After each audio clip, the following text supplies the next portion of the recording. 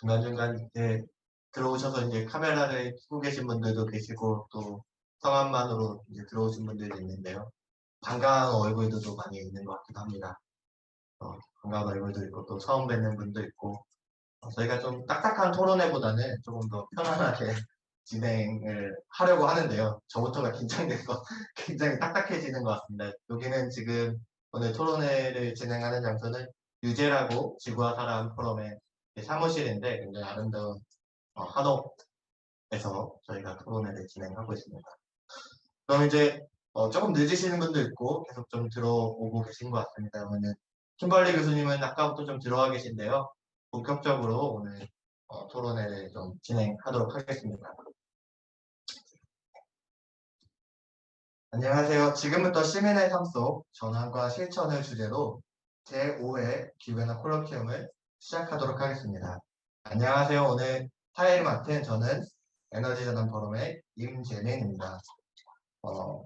오늘 자리는 지구와 사람 그리고 에너지전환 포럼 경기연구원이 함께 공동으로 주최했습니다. 조금 늦게 들어오신 분들도 계신데요. 저희가 오늘은 국제 콜로키움으로 한국말과 또 영어로 진행을 하고 있습니다. 그래서 아래 버튼을 보시면요. 한국어 버튼을 누르실 수 있습니다. 그래서 한국말이 좀 더 편하신 분들은 한국어로 누르시면 되시고요. 또 영어로 직접 들으시기 원하시는 분들은 영어로 채널을 변경해서 들으시면 될 것 같습니다. 혹시 컨트롤에 있어서 좀 어려우신 분들이 있으면 저희 댓글로 남겨주시면 저희 행사장에 있는 스태프분들이 친절하게 안내해 드릴 것 같습니다. 먼저 행사의 시작에 앞서서 간단하게 저희 진행하는 콜로키움에 대해서 소개해 드리려고 합니다. 기후변화 콜로키움은 기후위기 대응이 단순히 수치, 기술, 정책론적으로만 논의되는 것이 아니라 보다 포괄적이고 심층적인 사유를 바탕으로 근본적인 부분에서부터 실천적 대안을 모색하고 변화를 만들어 나가기 위해 기획되었습니다. 이번이 5회차입니다. 4회차에서부터는 단지 과학적 분석과 전망, 기술적 합의가 아니라 에너지를 전환을 둘러싼 다양한 정의론의 경쟁, 갈등, 합의의 가치론 문제를 다루고 있습니다. 지난 4회 기후변화 콜로키움에서는 영국의 정치경제학자인 벤자민 소마콜 교수를 초청해서 에너지 분권 패러다임의 정치학과 정의로운 전환을 주제로 이야기를 나눠봤습니다. 기후위기의 대응과 에너지 전환도 중요하지만 이행 과정에서의 사회문화 지역적 관점에서의 부정의한 문제들이 어떻게 생겨나는지 그리고 전환 과정에서 생기는 필연적 갈등에서 정의롭게 헤쳐나가는 지혜에 대해 함께 고민을 나눠봤습니다. 오늘 5회차입니다. 오늘 5회차는 이번 기후변화 콜로키움은 Under the Sky We Make의 저자이자 스웨덴 룬드 대학교 교수인 킴벌리 니콜라스 교수님이 함께 하십니다. 함께 하셔서 시민의 삶 속 전환과 실천을 주제로 일반적으로 잘 다뤄지지 않는 우리 시민들의 열정과 행동의 힘에 관한 이야기를 나누고자 합니다. 제가 한국에서 진행되고 있는 전체 세미나 포럼들을 다 알고 있지 못하지만 아마 기후변화 문제에 있어서 과학적 사실, 정책적 내용이 아닌 감정의 문제에 대해서 함께 논의하는 자리는 아마 제가 이번 처음인 것 같습니다. 킴벌리 교수님 수십 년간 기후위기를 경고해온 과학자이십니다. 그런데 과학적 지식을 전달하는 것만으로는 실질적인 변화를 만들어내기가 어렵다라는 치열한 자기 반성과 성찰이 기초해서 이제는 감정과 행동의 힘을 전면화하고자 자신의 시행착오와 성찰의 삶의 여정 그리고 유머를 담은 책을 단행본을 발간했습니다. 작년에 출간되자마자 미국과 유럽에 굉장히 많이 화제가 되기도 했고요. 베스트셀러로 올랐습니다. 혹시 향후 대한민국과 세계 기후 중립의 미래에 대해 불안하고 좌절감을 느끼는 분들이라면 오늘 킴벌리 교수님과의 대화를 계기로 새봄의 희망을 함께 열어갔으면 좋겠습니다. 오늘 이 자리는 킴벌리 교수님이 좀 발제를 해주실 예정이고요. 여기 참여하시는 분들도 좀 과학적 지식을 습득하러 왔다고 생각하기보다는 조금 더 킴벌리 교수님의 삶의 여정과 성찰에 기반한 삶의 고민을 들어보고 함께 여러분들이 생각하고 있는 개인적 고민, 기후변화를 대응해 나가는 과정에서 생기는 감정, 그리고 기후변화 대응을 함께 해나가자고 옆에 있는 동료, 공동체와 소통하는 과정에서 들었던 마음들에 대해서 함께 이야기를 나눠봤으면 좋겠습니다. 참여 패널분들이 다양하게 자유롭게 같이 참여할 예정인데요. 그래도 오늘 토크 패널로 세 분을 좀 초청을 함께 드렸습니다. 먼저 기후변화의 증인들을 기획해서 연재했던 경향신문의 김한솔 기자님도 오늘 자리에 함께하셨습니다. 그리고 대한민국에서 가장 인구가 많은 지자체인 경기도 경기연구원에서 가장 활발하게 지역의 기후위기 대응과 에너지 전환 관련 정책 연구를 하고 계신 고재경 박사님도 오늘 토크 패널로 초대해 드렸습니다. 네, 안녕하세요. 온라인 줌으로 들어와 계시고요. 그리고 한국에서 가장 활발하게 활동하고 있는 청년단체 기후변화 청년 모임 빅웨이브의 조은별 운영위원도 오늘 토크 패널로 함께 할 예정입니다. 원래 현장에 좀 나오실 예정입니다.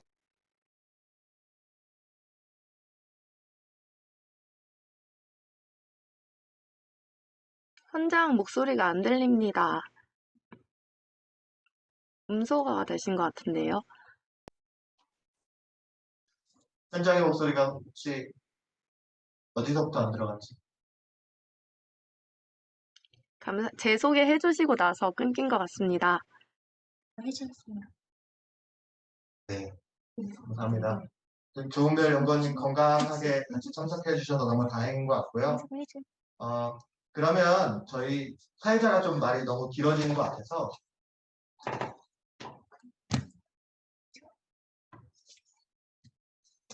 네, 감사합니다. 네, 혹시 제 목소리가 지금 잘 들어가고 계시면 동그라미로 표시해주면 조금 더 수월할 것 같습니다. 잘 들리시고 계신가요? 네, 알겠습니다. 그럼 지금 본격적으로 킴벌리 교수님의 강의를 듣고 같이 좀 이야기를 나눠보는 시간을 갖도록 하겠습니다. 네, 킴벌리 교수님, 네, 간단한 소개와 강의 좀 부탁드리겠습니다.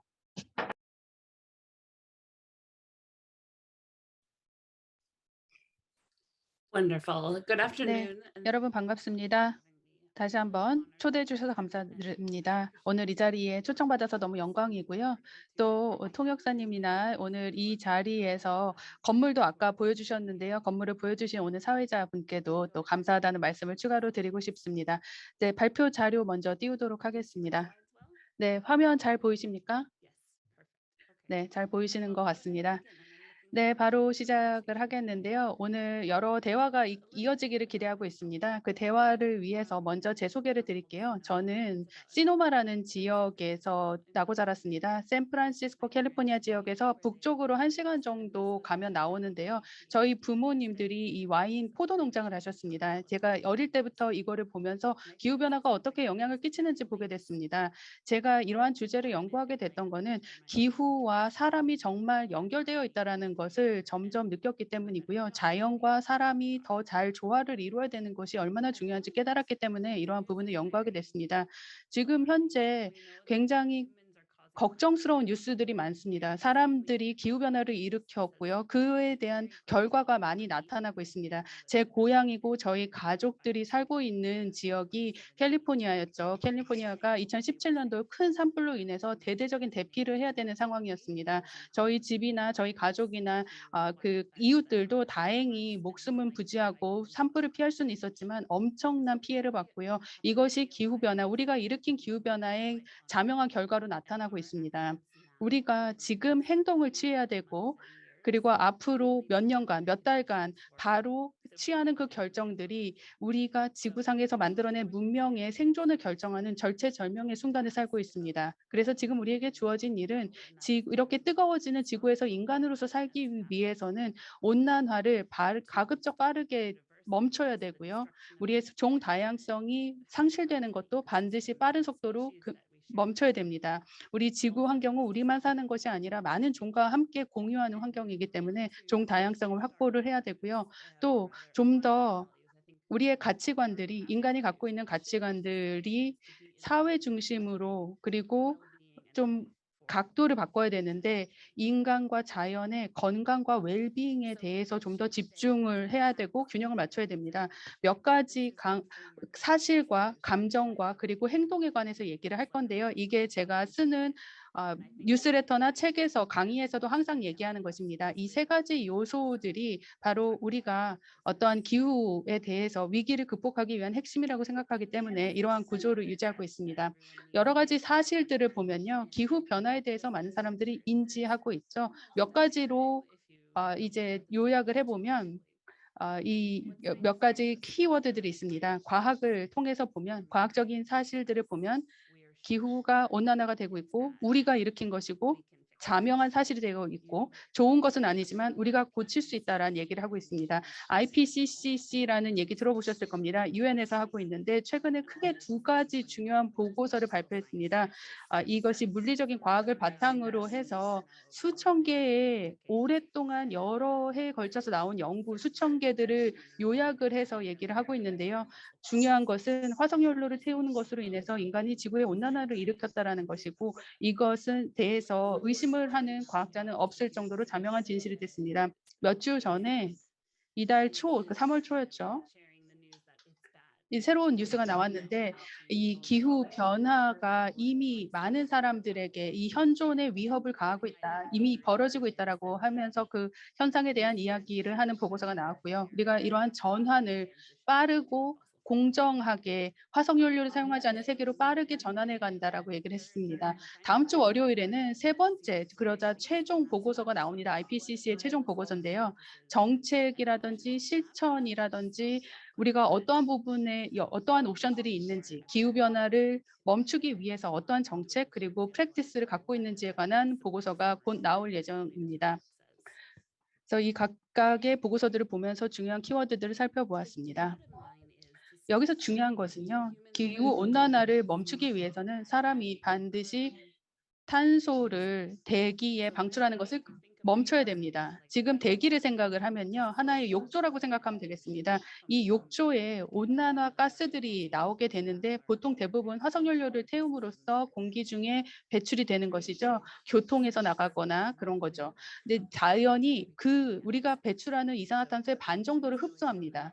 오염이 대기 중에 들어가게 되고 이 오염이 대기 중에 들어가는 게 수도꼭지에서 물을 트는 것처럼 대기 중으로 이제 오염원들이 들어가게 됩니다. 그렇게 추가가 된 오염원들 중에 반이 대기에서 자연 환경에서 흡수가 됩니다. 그래서 들어오는 것과 나가는 것의 플러스 마이너스를 생각을 하면 욕조의 수위가 높아지는지 낮아지는지 볼 수가 있죠. 근데 반밖에 빠지고 있지 않기 때문에 욕조 수위가 계속 높아지고 있고 이제 우리는 거의 욕조에 물이 넘치기 직전의 수준까지 와 있습니다. 파리 협약이 있었고 기후에 대한 여러 나라의 정책들이 있었고 이러한 정책들을 봤을 때 2도씨 혹은 1.5도씨를 넘지 않도록 하겠다라는 얘기를 했습니다. IPCC가 나오고 파리 협약이 나오기 전에 1.5도씨랑 사실 2도씨는 그렇게 큰 차이가 아닌 것처럼 보이지만 사실 이 정도 0.5도씨 차이로 인해서 지구에 살고 있는 많은 종들은 사느냐 죽느냐의 생존의 기로가 갈라지는 그러한 아주 중요한 그 차이들을 만들어냅니다. 지금 현재 보면요. 많은 점에 있어서 기후변화에 대해서 대처하는 데 있어서는 개선되고 있지만 여전히 이 기후변화는 정말 재난적인 수준입니다. 이 그래프를 보면요. 가장 위에 있는 것들이 파란색이 우리가 전 세계가 파리 협약을 만들어내기 전의 모습입니다. 파란색 삼각형이 있죠. 이거는 정책이 실행됐던 그런 부분입니다. 배출을 줄이기 위해서 실행된 정책으로 인해서 배출이 줄어든 부분이죠. 좋은 부분입니다. 글래스고 회의가 있었죠. 작년에 있었는데요. 노란색 부분이 글라스고 이후의 정책으로 인해서 줄어들었다는 뜻입니다. 물론 어느 정도 줄어들었지만 이 나머지 초록색 부분이 바로 여전히 채워지지 않은 격차 부분입니다. 그래서 지구 온난화를 완전히 멈추기 위해서는 이 초록색에 해당하는 부분의 격차를 채워야 됩니다. 우리가 지금 나가고 있는 방향은 맞지만 속도를 좀 더 내야 할 필요가 있다는 뜻입니다. 지금 보시는 것은 저희가 이제 같은 얘기를 또 다른 그래프로 풀어난 것입니다. 여기에서는 현재 정책들이 2.5도씨 정도에서 지구 온난화가 멈출 것 같은데 물론 2.5도씨로 지구 온도가 올라가게 되면 정말 재앙적인 결과가 오게 됩니다. 근데 이러한 시기를 맞추는 것도 그렇게 많은 시간이 남지가 않았습니다. 그래서 이러한 더 빠른 속도를 내야만 된다라는 걸 보여주고요. 사실상 만약에 이러한 행동과 노력을 훨씬 일찍 시작했다면 정말 쉬웠을 겁니다. 그러면은 만약 일찍만 시작했더라면 지구 온난화 속도가 느렸을 거거든요. 첫 번째 그래프를 보면 2000년대 초반에만 이러한 노력을 시작을 했다 하더라도 화석 연료 배출이 많이 줄어들었고 또 우리가 GHG를 배출하는 것이 많이 줄었을 건데 그러지 못했기 때문에 지금 현재 우리가 거의 마지막 끝에서 두 번째 부분 그래프에 있습니다. 실질적으로 배출이 이 욕조가 넘지 않도록 하기 위해서는 급격히 줄여야 됩니다. 배출을 급격히 줄여야만 되는 것이 보이고요. 이 선진국 같은 경우는 배출의 10에서 12%를 줄여야 됩니다. 정말 달성하기 힘든 아주 큰 목표인 것은 사실입니다. 그렇다면 우리가 어떻게 이러한 목표를 달성할 수 있을까요? 상세한 얘기들을 하겠지만 가장 중요한 큰 그림을 그려야 되는데요. 화석 연료를 태우는 것을 중지해야 되는 게 가장 중요하고요. 두 번째는 자연환경 파괴를 그만둬야 됩니다. 그만해야 되는 거죠. 이 두 가지가 가장 중요합니다. 대부분의 배출이 오염원이 화석 연료를 태울 때 나오고요. 그리고 농업이라든지 토지 사용을 통해서 자연환경이 파괴됨으로 인해서 지구가 망가지고 있기 때문에 이 두 가지가 가장 중요한 기조가 되겠습니다. 지구상에 살고 있는 사람을 포함한 모든 사람들이 잘 살기 위해서 생활 조건을 개선을 해야 되는데요. 사람들이 잘 살게 되면 더 많이 소비를 하게 되고 그 사람들이 소비하는 것들이 갖지 못한 사람들보다 비율적으로 크게 많이 배출을 하게 되고 또 그것이 오염으로 연결이 되게 됩니다.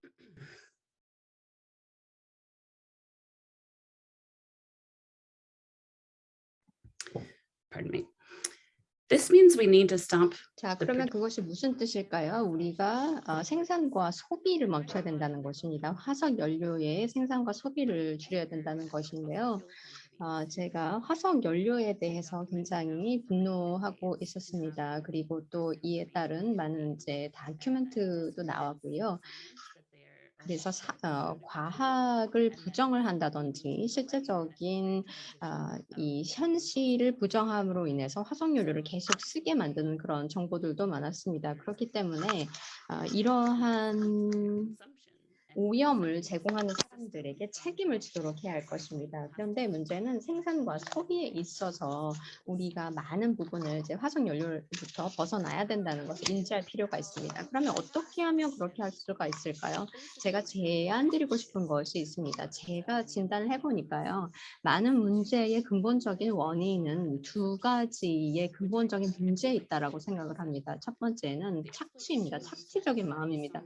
착취적인 마음이라는 것은 어떤 사람들이 어떤 다른 사람들보다 우월하다라고 느끼는 것, 그리고 사람이 다른 자연보다 우월하다라고 생각을 하는 것입니다. 그래서 착취라든지 이런 위계 질서, 그다음에 우리가 누구보다 뛰어나다라고 생각을 하는 것이 결국 우리의 기후 문제의 근본적인 원인이라고 생각을 하고요. 우리가 이 문제를 해결하기 위해서는 이런 마인드셋을 없애야 할 텐데 그렇게 하려면 우리가 재생으로 나아가기 위해서는 더 좋은 세상을 만들기 위해서 노력을 해야겠죠. 그렇게 하기 위해서 세 가지 원칙을 제시해 보자 합니다. 첫 번째는 사람과 자연을 존중하고 보호하고 마음으로 사람과 네이처 그리고 자연과 웰빙을 위해서 생각하는 것이고, 두 번째는 자원에게 해를 끼치지 않는 것입니다. 전체적인 시스템을 전체적으로 보고 우리가 가지고 있는 근본적인 문제를 보면서 그에 따른 어떤 증상만 해결하려고 하는 것이 아니라 뿌리 문제를 해결한다는 것이고, 세 번째는 회복 탄력성을 기르는 것입니다. 우리가 가지고 있는 스트레스와 그 문제를 해결해서 계속적으로 번창해서 나아갈 수 있도록 해야 하는 것이겠죠. 물론 우리 자신 그리고 우리 주위에 있는 사람들, 커뮤니티 그리고 우리 주위에 계신 분들 뿐만 아니라 자연도 우리가 서로 갖고 잘 번성할 수 있도록, 그리고 우리가 가지고 있는 현재의 문제를 해결할 수 있도록, 이겨낼 수 있도록 격려해야 할 것입니다. 자, 그러면 이러한 사실들을 우리가 알고 있습니다. 자, 그럼 우리의 감정은 어떨까요? 제가 뉴스레터에서 제가 이제 We Can Fix It이라는 뉴스레터를 발간을 하고 있는데요. 우리가 제가 캘리포니아 출신이기 때문에 와인이 어떤 맛인지 잘 알고 있는데 이 와인 맛도 변했습니다. 그리고 2019년에 저희 남편과 쭉 가봤는데요. 이 맨 위에 제가 올라가지 못했습니다. 왜냐하면 제가 이 슬로프가 미끄러질 것이기 때문에 올라오지 못했습니다. 제가 알겐이 없어가지고 올라가지 못했는데요. 이런 것들을 보면은 이 위까지 올라가지 못합니다. 왜 그럴까요? 왜냐하면 이 위에 있었던 빙하가 가장 높은 산이었는데 이제는 내려가 버렸습니다. 이렇게 쓸려져 가 버렸습니다. 그래서 이게 지금 이 사진처럼 이렇게 높은 산의 모습이 아닙니다. 그래서 이런 변화하는 이 모습을 보면서 우리가 애통해야 한다는 것을 말씀을 드리고 싶습니다. 우리가 사랑하는 것들을 소중하게 아끼고 그 사랑을 가지고 우리가 가질 수 있는 모든 보호의 정신을 보여줘야 할 것입니다. 정말 슬픈 현실입니다. 제가 좋아하는, 제가 사랑하는 저의 고향이 파괴되는 모습을 보니까 정말 가슴이 아팠습니다. 두 번의 이 큰 산불이 있었죠. 그래서 샌프란시스코가 거의 뭐 오렌지색으로 바뀌었습니다. 산불이 워낙 크다 보니까 이렇게 재가 날아왔는데 이런 아름다웠던 곳이 이렇게 큰 문제로 인해서 색깔 자체가 변해버리는 것을 보니까 너무나 슬펐고요. 그리고 제가 개인적인 이 경험을 통해서 알게 된 것이 우리가 꼭 해야 하는 것은 그냥 현실 그대로 바라볼 수 있는 능력이 필요하다는 것입니다. 우리가 할 수 없는 것도 있겠죠. 그런데 변화할 수 없는 것도 우리가 그대로 받아들이고 그렇다면 우리가 할 수 있는 것은 무엇인가를 정확하게 직시할 필요가 있다는 점입니다. 자, 그러면 우리가 본격적으로 급진적으로 제대로 기후의 변화를 인정하기 위해서는 어떤 5개가 있을까요? 단계를 하나부터 살펴보도록 하겠습니다. 첫 번째는 무지입니다. 두 번째는 회피입니다. 저는 제가 오랫동안 회피해왔다고 생각을 합니다. 그렇게 했던 이유는 정말 마음이 불편하기 때문이었는데요. 오랫동안 회피를 하다가 점점 더 이제 변화를 이끌어 나가는 행동으로 변화하게 되었습니다. 세 번째는 사실 do입니다. 파멸이다. 이렇게 생각을 합니다. 사람들이 지금 우리 급하다, 빨리 기후 변화를 해결해야 한다 하면서 구글 해보면 거기 나와 있는 정보들을 보면 너무 무섭다, 이제 끝이다 이렇게 생각하는 분들이 있습니다. 그런데 물론 이 기후 변화의 문제를 그대로 바라볼 필요가 있습니다. 이게 굉장히 심각한 문제인 것은 물론 틀림이 없지만 그럼에도 불구하고 우리가 할 수 있는 부분을 찾아야 되고요. 그렇게 하려면 우리가 느낄 수 있어야 합니다. 어떤 것들이 우리를 슬프게 하는지, 그리고 또 기후변화에 따른 또 불공정, 그것에 대해 분노를 느끼고 이 문제를 해결하기 위해서 또 창의적인 아이디어를 내야 하겠습니다. 그래서 궁극적으로는 우리의 목표는 결국 기후 목표를 세우는 것입니다. 우리 각각의 다 정의가 다를 거예요. 왜냐하면 우리가 가지고 있는 스킬이나 재능이 다 다르기 때문에 우리가 결국 해야 할 것은 내가 결국 할 수 있는 것이 무엇이냐, 내가 기후변화에서 내가 어떤 기여를 할 수 있고 내가 어떤 것들을 할 수 있는지, 그것을 통해서 기후변화를 막을 수 있는 방법은 무엇인지 생각해 볼 수 있겠습니다.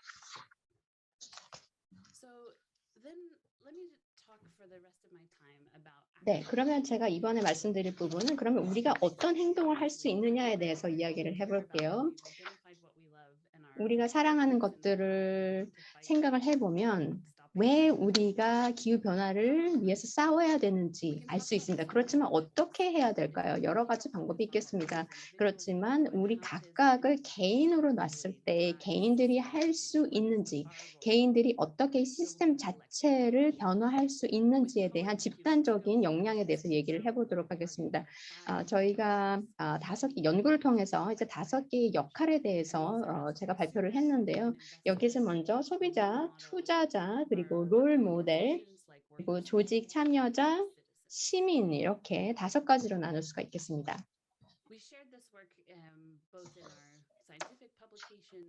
과학 그 저널에 대해서도 저희가 이제 게재를 했고요. 그리고 뉴스레터에서도 제가 쓰기도 했고, 뉴 사이언티스트에서도 제가 이게 같이 나왔는데요. 그리고 또 하나 픽션에서도 이 이야기가 정보가 같이 공유가 되었습니다. 그래서 먼저 소비자에 대해서 말씀을 드리도록 하겠습니다. 소비자는 굉장히 중요한 역할을 합니다. 정말 중요한 부분은 우리가 얼마나 불공평한 세상에서 살고 있는지를 알 필요가 있다는 점인데요.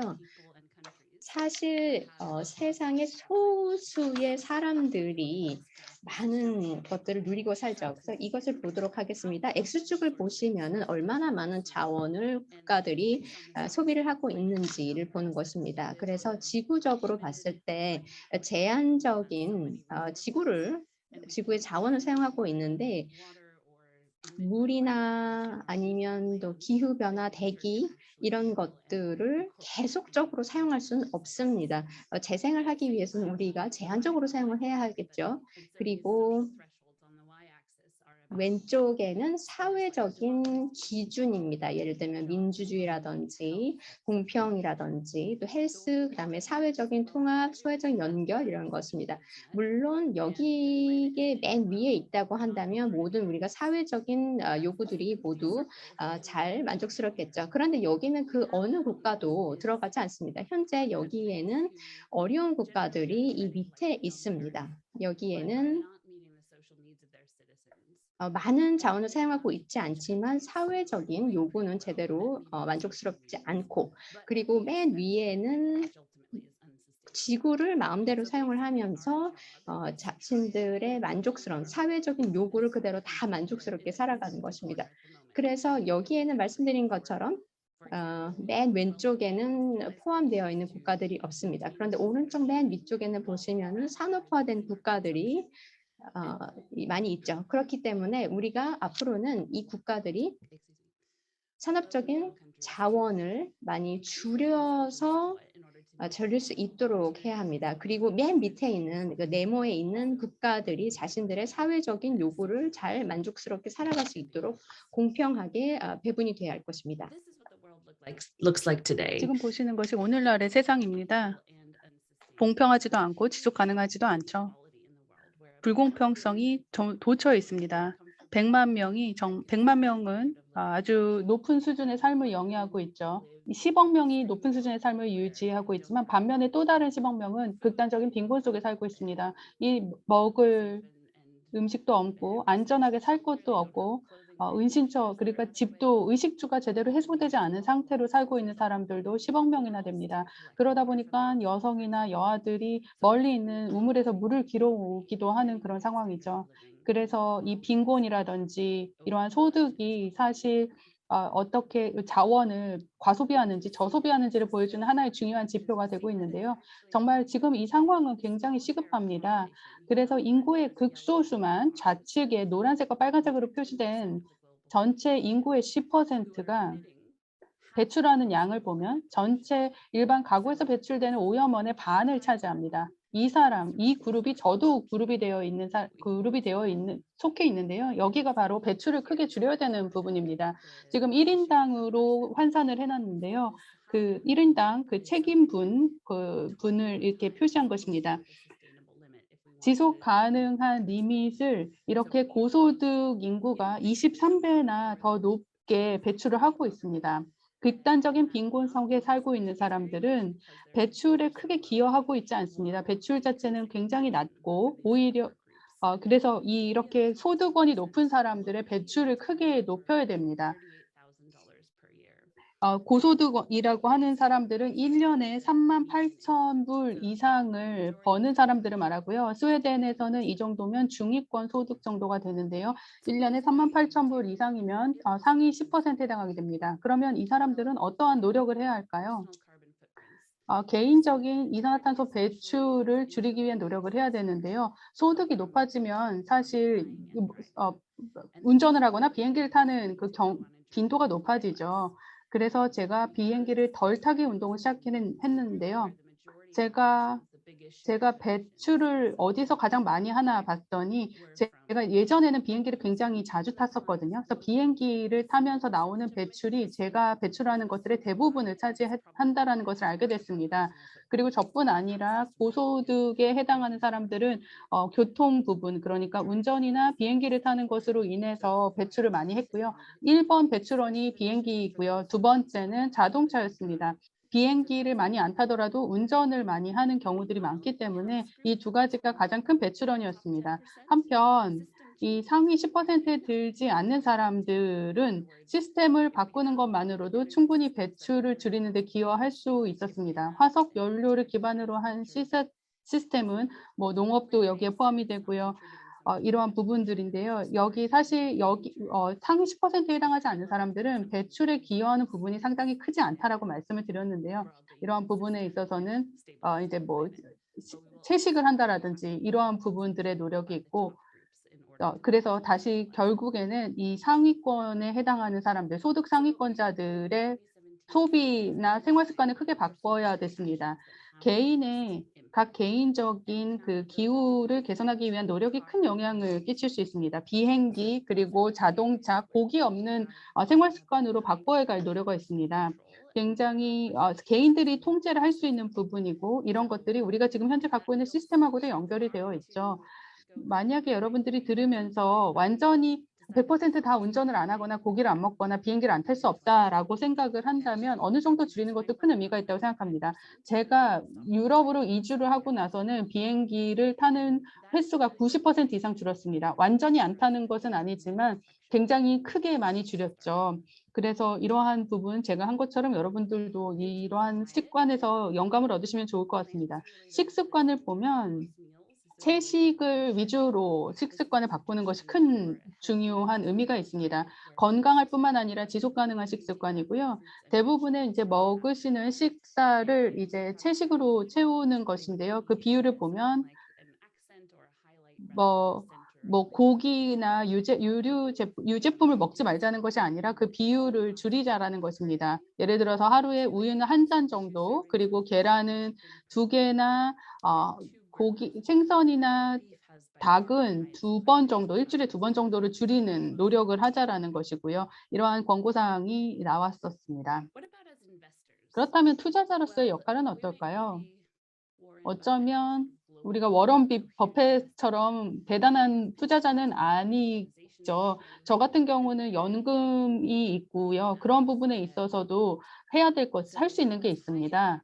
지금 사실 큰 영향을 끼치는 행동이라고 한다면 화석 연료의 대부분의 투자가 많이 이루어지고 있습니다. 뭐 금융기관이라든지 여러분들이 갖고 있는 금융상품의 포트폴리오를 자세히 보시면 화석 연료를 사용하거나 그 화석 연료를 소비하는 기업들에 많이 투자를 하고 있습니다. 그러니까 내가 투자하는 돈, 내가 쓰는 돈이 화석 연료와 관련이 없는 탈탄소를 하려고 하는 부분에 투자를 하도록 하는 것이 중요합니다. 또 두 번째는 기후변화를 맞서기 위한 단체라든지 다선단체, 그러한 부분에 있어서 여러분들이 기부를 하거나 그러한 활동을 지원을 하는 금융적인 활동을 하는 것도 굉장히 큰 의미가 있을 것입니다. 뭐 예를 들어서 내가 한 달에 버는 돈의 10%는 이런 부분으로 기부를 하겠다, 이런 부분들이 있을 것입니다.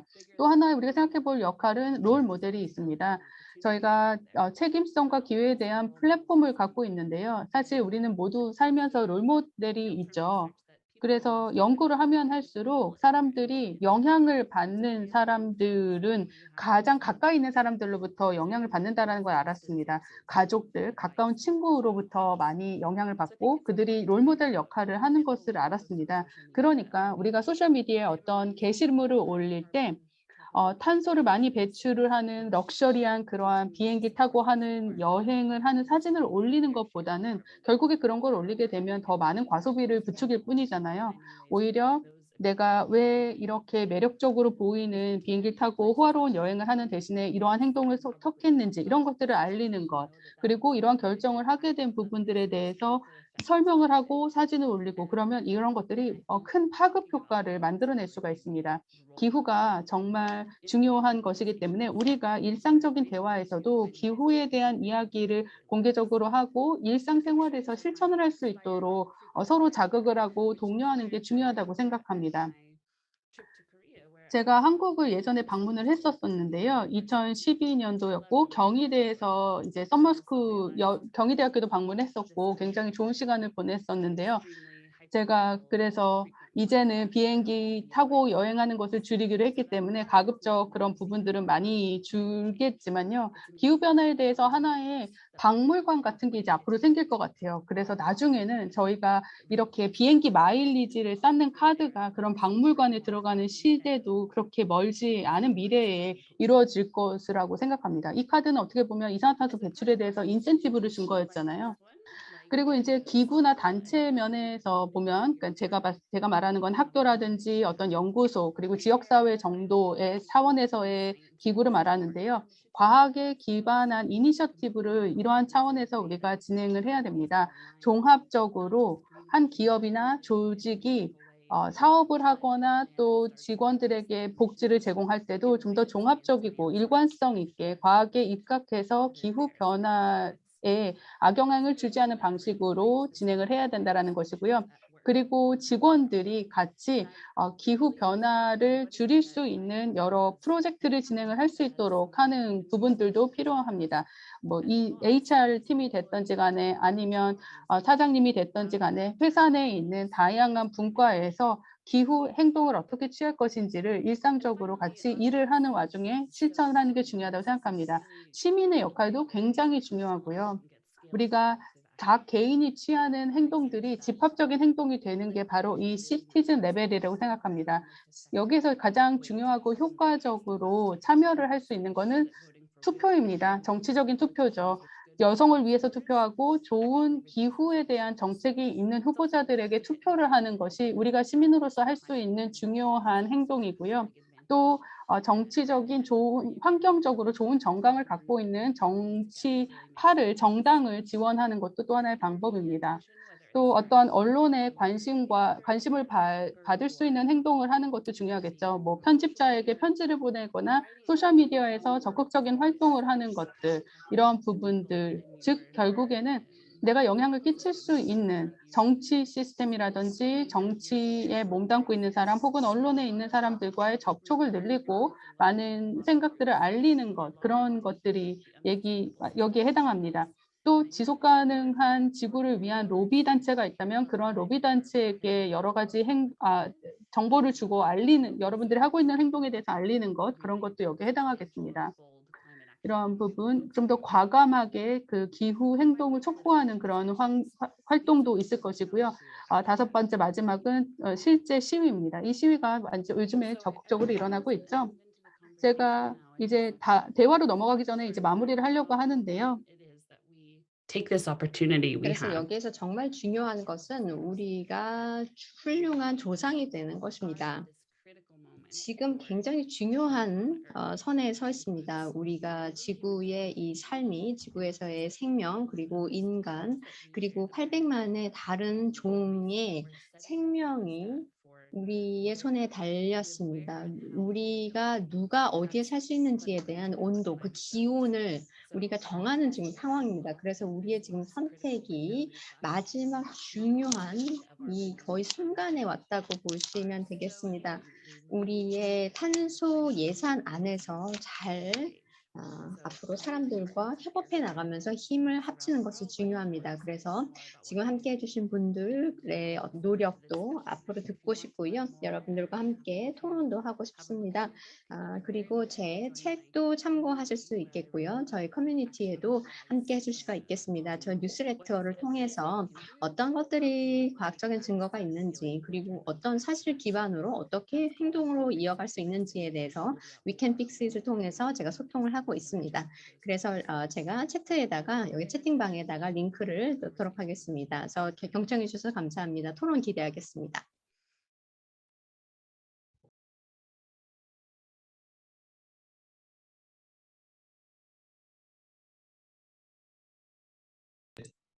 제 목소리에 들어가나요? 네. 최근에 제가 어떤 분의 SNS에서 그런 글을 좀 봤어요. 기후위기 대응에 있어서 나도 시민으로서 뭔가 하고 싶은데 뭘 해야 될지 잘 모르겠다.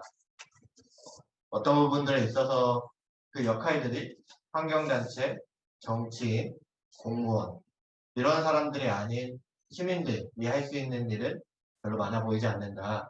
기후위기 대응에 있어서 좀 시민들이 소외되는 것 같다라는 얘기를 듣고 실제 에너지 전환이라든지 이제 기후운동을 하는 또 활동가로서 굉장히 좀 가슴 아픈 이야기로 이제 듣기도 했습니다. 어찌 보면 그분들이 해야 될 일들, 함께 할 일들을 같이 제대로 좀 제시하지 못한 거 아닌가라는 이제 반성도 했었는데요.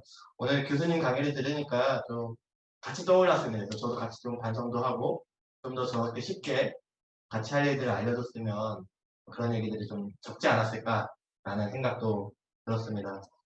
저희 이제 같이 강의를 듣고 토론을 해보실 분들 한 분씩 좀 얘기를 나눠보려고 하는데요. 먼저 저희 경향신문의 한국 최고의 언론사입니다. 경향신문의 김한솔 기자님, 가장 또 적극적으로 기후위기와 또 에너지 전환에 대해 기사를 많이 쓰고 계신 또 젊은 기자님이십니다. 저 어땠는지. 제 목소리가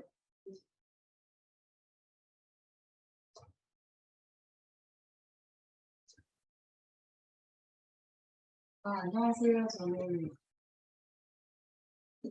마이크 소리가 없이 잘 들리세요? 안녕하세요. 저는 경향신문의 김한솔 기자라고 하고요. 교수님 강의는 너무 잘 들었습니다. 저는 이제 신문사에서 기후 환경 관련한 이슈를 취재하고 기사를 쓰고 있는데 쓸 때마다 사실 많은 고민이 됩니다. 왜냐하면 이제 기자로서 항상 과학적 팩트에 기반한 기후변화에 관한 새로운 사실을 알리고 또 업데이트하고 위험을 경고하고 하는 거는 당연히 항상 필요하고 중요한 일이기는 하지만 아무리 쉽게 이제 이 문제를 풀어서 쓴다고 해도 이게 얼마나 정말 일반 시민들한테 어필할 수 있을까 하는 생각을 하면은 저도 제가 쓰는 기사에 대해서 항상 고민을 하게 되고 이렇게 고민을 하게 되는 이유는 기후변화라는 이슈 자체가 다른 콘텐츠들과는 조금 다른 특수성이 좀 있는 것 같아요. 그러니까 근본적으로는 그러니까 많은 것들이 바뀌어야 하지만 일반 시민들의 생활까지도 그러니까 우리의 모든 라이프 스타일 자체가 바뀌어야 한다는 메시지를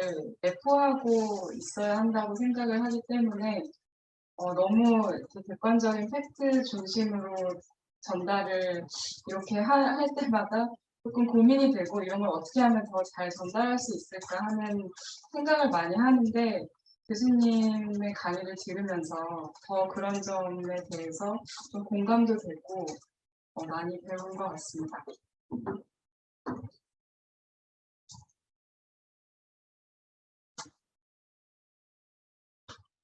감사합니다.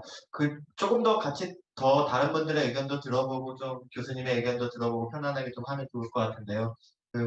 고재경 박사님이나 혹시 조은별 연구원님 지금 화면에 좀 들어와 계신가요? 제가 화면에 보이지 않아서 들어와 계신가요? 그러면은 잠깐 발표 자료는 잠깐 끄고 화면 공유 끄고 같이 좀 얼굴 보면서 좀 하면 좋을 것 같습니다. 그래서 조은별 청년단체 또 운영위원님은 또 어떻게 들으셨는지 또 들으시면서 어떤 생각들이 들었는지 또 같이 얘기를 나눠봐 주시면 좋을 것 같습니다. 네, 제가 지금 잠깐 인터넷 연결이 좀 불안정한 것 같은데 혹시나 문제가 되면 다시 좀 말씀 주세요. 일단 교수님 너무 좋은 강의 정말 잘 들었습니다. 들으면서 굉장히 공감되는 것도 많고, 제가 청년 활동가로서 활동할 때 이제 고민했던 지점들이 굉장히 생각이 많이 났어요. 그러니까 예를 들어서 그 상위 1%가 소비를 줄여야 한다는 점에 굉장히 공감이 많이 갔는데, 사실 지금 같이 활동하고 있는 바로 근처의 활동가들, 동료들 말고는 제 주변에 있는 그냥 일반 친구들은 기후위기에 대해서 관심이 없거든요. 그래서 굉장히 많이 느꼈던 게, 내가 활동하는 영역에서 반발자국만 나가도 사람들이 관심이 없구나.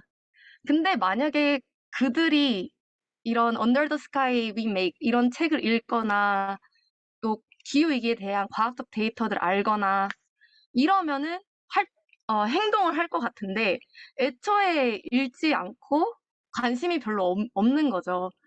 그러니까 그들의 힘은 믿지만 그들이 여기에 관심을 갖게 하기까지 어떻게 해야 될까? 이런 고민이 굉장히 많이 들었던 것 같습니다. 그래서 그 교수님의 책도 읽어봤는데 이번에 기회를 통해서 또 어떻게 관심이 없는 사람들에게도 이 기후위기의 현실, 그리고 우리가 뭘 해야 되는지를 같이 논의해 볼 수 있을까? 그런 좀 지혜를 좀 여쭤보고 싶었습니다. 이게 좀 질문으로 끝나게 됐는데, 나중에 또 질문에 대해서 나중에 답하는 시간이 있으면 그때 답변 주시면 너무 감사하겠습니다. 네. 뭐 이렇게 순서대로 돌아가도 괜찮지만 바로 질문해주면 바로 또 답변 듣고 또 질문하고 얘기 나눠도 좀 괜찮을 것 같은데 교수님 괜찮으실까요?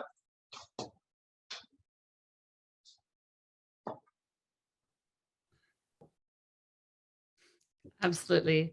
네, 당연합니다. 정말 감사합니다. 이렇게 중간에 답변할 수 있게 해주셔서 감사합니다. 다른 사람들이 어떻게 이 문제에 대해서 관심을 갖게 하는지 정말 중요합니다. 연구를 보니까요, 먼저 그분들이 어디 계신지를 좀 확인할 필요가 있을 것 같아요.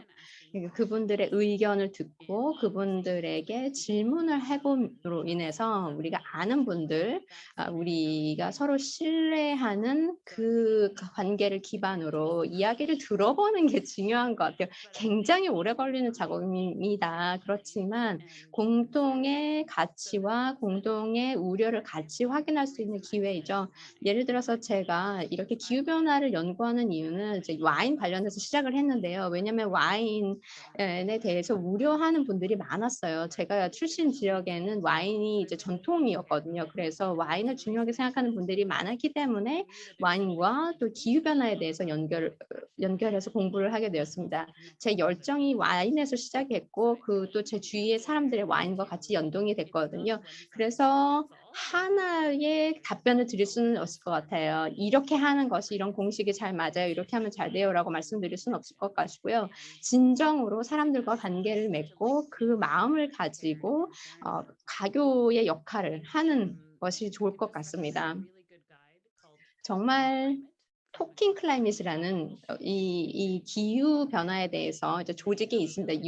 영국에 있는 조직인데요. 아주 효과적으로 8개의 스텝을 통해서 이렇게 생각해 보세요. 이렇게 준비해 보세요. 이렇게 가이드라인을 주는 게 있어요. 그래서 거기에서도 좋은 시작이 될 것 같습니다. 질문 감사드리고 활동 감사합니다.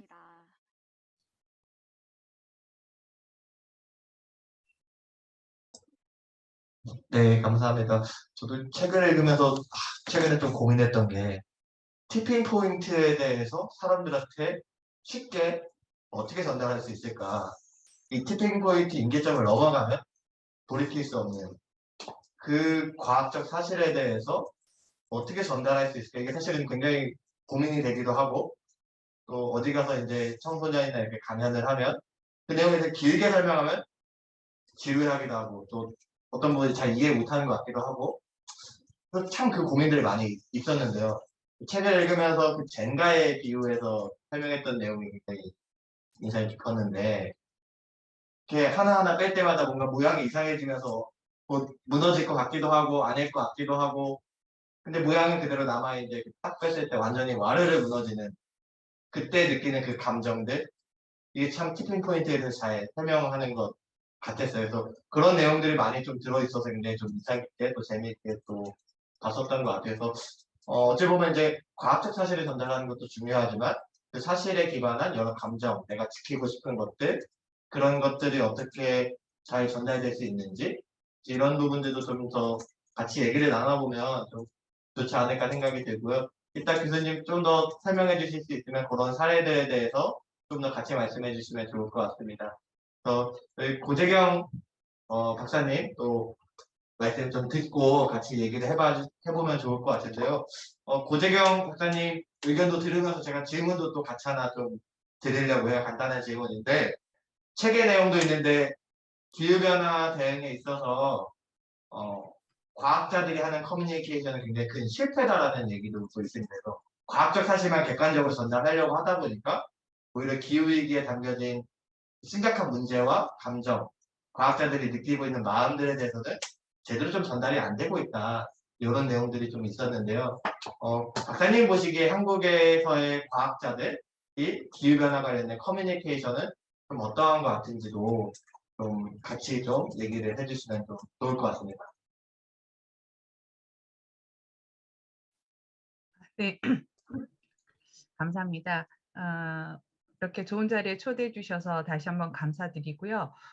저는 지역에서 이제 기후변화, 에너지, 지속가능 발전 관련 정책 연구를 하다 보니까 아무래도 이제 머리로 많이 생각을 하게 됩니다. 그리고 또 저희가 연구 보고서를 작성을 하면서 과학적 증거 기반의 의사결정을 지원하기 위해서 이런 팩트들을 많이 찾아서 뭔가 근거를 갖다 대야 된다는 강박관념이 있는 것도 사실인데, 이제 그런 측면에서 오늘 우리가 기후위기 대응을 위해서 행동 변화를 해야 되는데 이 어떤 측면에서 접근이 가능한가 하는 점에 대해서 오늘 킴벌리 교수님 발표가 굉장히 새로운 통찰력과 관점을 제공하는 것 같아서 저도 오늘 굉장히 앞으로 좀 연구와 또 관련된 활동을 하는 데 있어서 굉장히 많은 도움이 될 것 같습니다. 그리고 또 특히 교수님이 이제 온실가스 배출을 줄이기 위해서 그 생활을 하면서 어디에서 얼만큼 줄일 수 있는지를 계산을 해서 실천하고 있는 모습도 저는 굉장히 인상적이었습니다. 말씀하셨다시피 이제 IPCC 6차 보고서가 굉장히 우리한테 엄중한 경고를 보내고 있고 실제로 또 그동안에도 여러 차례 이제 과학적 증거는 많이 제시가 된 것 같아요. 근데 지금 현재 우리 대기 중에 탄소의 절반 이상이 지난 30년 사이에 배출되었다고 합니다. 그러니까 우리가 기후변화 문제를 인지하고 나서도 그걸 몰랐을 때만큼이나 계속 온실가스를 배출하고 지구 환경을 파괴하고 별로 큰 변화를 보이지 않았다라는 거죠. 그러니까 기후위기를 뒷받침하는 이 과학적인 증거는 차고도 넘치고 또 이런 정보 제공을 통해서 사람들의 그 문제에 대한 이해나 인식 수준은 좀 높아진 것 같아요. 근데 이게 이제 실제 행동으로 연결이 되지 못하고 있고 이게 뭐 개인 차원도 마찬가지고 지역사회도 마찬가지고 국가 차원도 동일한 것 같습니다. 그래서 이렇게 이 괴리가 나타난 것들을 어떻게 연결할 것인가의 측면에서 과학적 정보의 중요성도 있지만 그것을 좀 더 사람들의 어떤 마음에 불을 지피는 어떤 트리거 역할을 할 수 있도록 전달하고 해석하고 또 행동을 만들어내는 것이 중요하다는 그 교수님의 그 발표는 굉장히 인상적이었고요.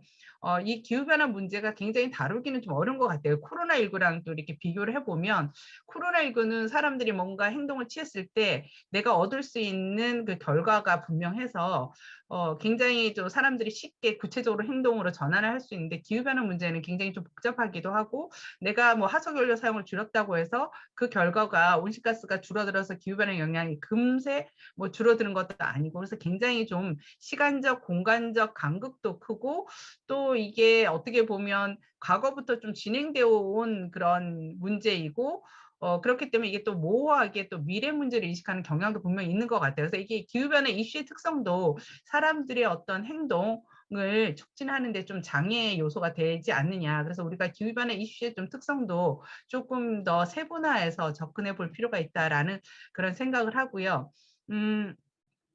저는 이제 기후위기 시대에 이제 사람들이 일상생활 속에서 어떻게 삶을 변화시키고 좀 적극적인 행동에 나서게 하기 위해서 뭐가 필요할까? 그래서 뭐 킴벌 교수님도 강조를 해주셨지만 저는 기후위기 시대에 있어서 이 커뮤니케이션이 굉장히 중요한 것 같습니다. 그러니까 이게 과학적 정보가 중요하지 않다라는 것이 아니라 과학적 정보는 저는 굉장히 중요하다고 하는데 이 과학적 정보를 어떻게 해석해서 사람들한테 전달할 것인가가 굉장히 중요하고 그동안에 우리가 이제 사람들의 그 기후위기 행동을 촉진하기 위해서 교육 홍보가 중요하다고 강조는 많이 했지만 이게 좀 디테일하게 커뮤니케이션 전략에 대한 접근이나 프로그램은 좀 부족했던 것 같아요. 그러니까 이 사람들이 자기가 기후변화 피해를 경험한 사람들은 훨씬 더 적극적일 수 있고 아까 교수님 말씀하셨듯이 그리고 생활 양식이나 직업이나 연령대나 교육 수준이나 뭐 이런 것들에 따라서 동일한 메시지를 전달하더라도 여기에 대한 반응은 전부 다르게 나타날 수밖에 없기 때문에 실제로 이게 사람들이 가지고 있는 그런 특성들을 좀 세분화해서 그 맞춤형으로 어떻게 메시지를 전달할 것인가가 좀 중요하지 않을까라는 거고요. 그런 측면에서 보면 저도 항상 스토리텔링을 강조를 하는데 스토리텔링이 어려운 것 같습니다. 그러니까 이야기하는 방식에 따라서 사람들의 행동이 영향을 받기 때문에 우리가 과학적 정보에 더해서 좀 문화적이고 그리고 심리학적인 또 행동경제학적 관점에서도 좀 접근을 할 필요가 있을 것 같아요. 그렇게 보다 보면 좀 사람들이 그 일상생활 속에서 이게 다른 사람의 얘기나 뭐 다른 먼 곳의 얘기가 아니라 나의 얘기라는 그런 것을 체감할 수 있도록 좀 경험에 기반해서 그리고 또 사회적 의미를 좀 부각을 해서 그리고 내가 이런 온실가스 감축을 위한 실천 행동을 했을 때 느낄 수 있는 여러 다양한 그런 효능감이 있을 것 같아요. 그래서 그런 것들을 좀 잘 활용해서 지금 나의 문제로 또 우리의 문제로 인식할 수 있게 하는 그런 접근이 굉장히 좀 중요한데 이게 어떻게 보면 좀 이게 융합적인 어떤 다학제 간 접근이 필요한 것이 아닌가라는 생각이 들고요.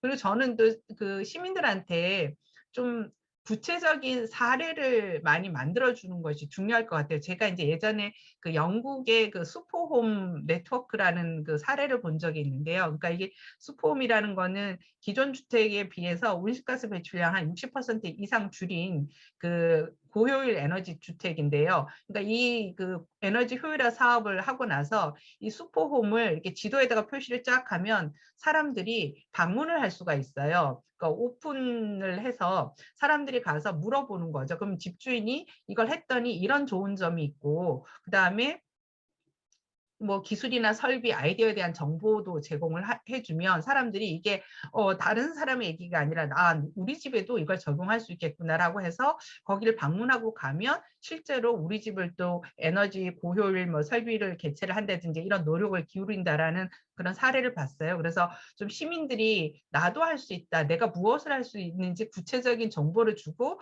또 그것에 대한 장점들을 실제 해본 사람들이 전달을 하게 되면 훨씬 그 행동을 촉진하는데 많은 도움이 될 것 같고요. 그리고 저는 이게 또 소셜 마케팅 역할도 굉장히 중요한 것 같아요. 그러니까 이 메시지를 누가 주느냐가 중요한데 아까 교수님도 말씀해 주셨지만 사람들이 주변에 이제 정보를 얻는 루트들이 굉장히 다양한데 이 자기가 좀 신뢰하는 사람을 통해서 그리고 자기의 가치랑 좀 이게 맞는 그런 매체들을 통해서 정보들을 얻게 되고 이것이 또 그 행동을 촉진하는 데 도움이 된다고 보고요. 그래서 어떻게 보면 개인적인 접근보다는 좀 커뮤니티 단위의 소통과 참여 이것이 공동의 좀 행동을 촉진하는데 도움이 되지 않겠느냐. 그래서 저는 아까 개인이 여러 가지 롤을 할 수 있잖아요. 뭐 5가지 이제 역할을 보여주셨는데 그래서 굉장히 개인이 할 수 있는 역할도 굉장히 다양하고 그다음에 이런 개인 실천을 촉진하는 것과 함께 이 행동들을 좀 조직화해서 영향력을 높일 수 있는 그런 이제 좀 조직화된 접근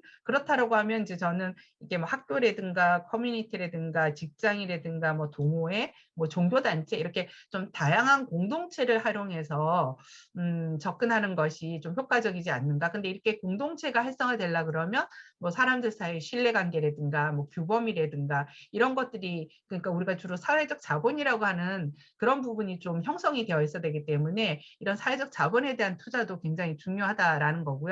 저희 경기도에 이제 시민참여 에너지 협동조합이 좀 활성화되어 있는데 거기 보면 굉장히 열정을 가진 분들이 많아요. 물론 이제 시민단체에 계신 분들이 열정과 사명감을 가지고 재생에너지 확대를 위해서 굉장히 열심히 그 노력을 하시고요. 그리고 일반 시민들 중에서도 그런 좀 열정을 가지신 분들이 있어서 좀 조사를 해보면 굉장히 동기가 다양합니다. 그래서 물론 이제 내가 뭐 태양광 생산을 하면서 얻을 수 있는 경제적 이익도 있지만 경제적 이익보다는 사회 공동체적인 가치 그리고 환경에 대한 가치 이런 것들을 굉장히 많이 강조를 하세요. 그래서 사람들이 가지고 있는 가치도 굉장히 다양하다. 그리고 내가 이 기후위기 대응 실천 행동을 통해서 무엇을 바라는지 얻고자 하는 것이 무엇인지 이런 것들이 굉장히 다양하기 때문에 이런 것들을 좀 잘 파악해서 좀 마음의 불을 지필 수 있는 트리거를 우리가 제공하는 것 것 이런 것이 좀 굉장히 중요하지 않겠나라는 거고요. 마지막으로는 저는 이게 그 시민들이 그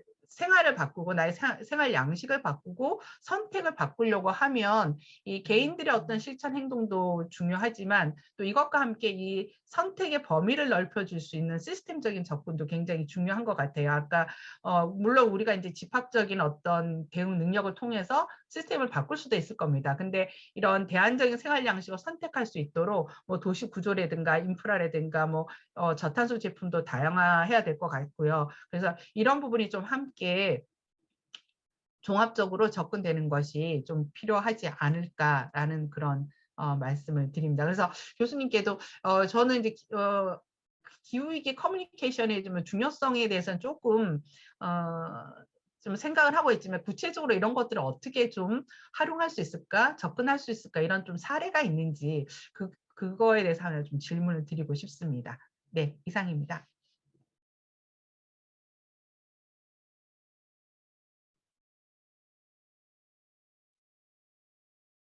굉장히 많은 내용을 또 말씀을 해주시고 많은 정보들이 좀 담겨서 한국에 계신 분들에게도 도움이 됐을 거고 또 킴벌리 교수님께도 또 한국의 상황도 좀 잘 전달한 것 같습니다. 또 마지막에 이제 또 질문도 같이 좀 해주셨어요. 네, 킴벌리 교수님 혹시 같이 거기에 대해서도 그렇고 또 생각하신 부분들이 있다면 같이 좀 얘기해 주시면 좋을 것 같습니다.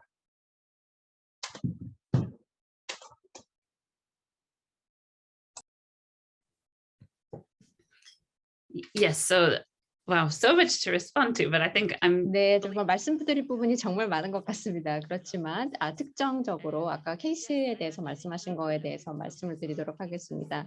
저는 실제 사례와 성공 사례에 대해서 연구를 많이 하고 있어요. 왜냐하면 어떤 것에서 우리가 성공할 수 있는지를 확인하는 것이 굉장히 중요하거든요. 어떤 것들이 잘 되는지, 그것이 왜 효과성이 있는지, 그러면 어떻게 우리가 확대할 수 있는지 이런 것들을 배우기 위해서 연구를 하고 있습니다. 그런데 이것을 뭐 똑같은 것을 갖다가 복붙하겠다는 것이 아니라 왜냐하면 각각의 다 조건이 다르기 때문에 성공을 통해서 우리가 좋은 것들을 배우고 그것을 통해서 각각의 조건에 상황에 맞춰야 된다는 것입니다.